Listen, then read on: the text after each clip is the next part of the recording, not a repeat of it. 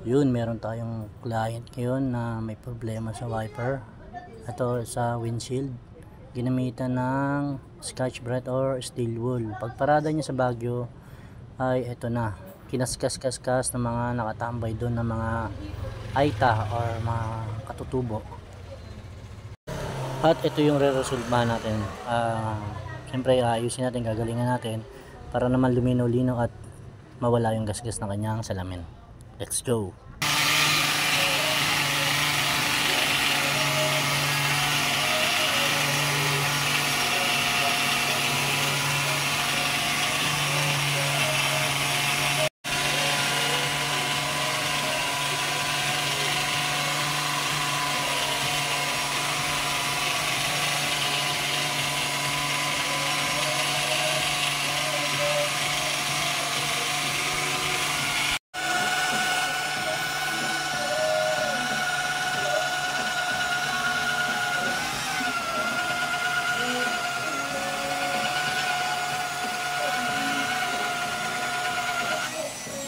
Tapos na ba tayo sa taas?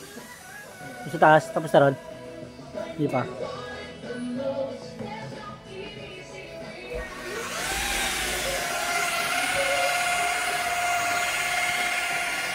Yun, ito ginamitan ng Scotch-Brite or ng steel wool ba yun? Steel wool ba ginamit dito, sir? Steel wool? Siguro.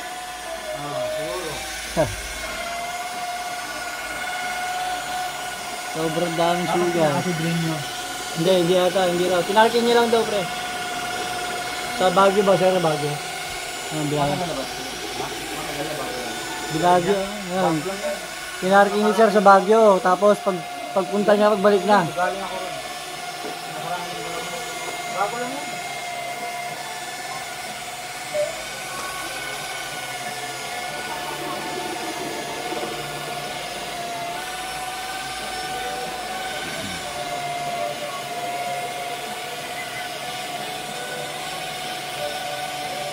Maliwanag na eh.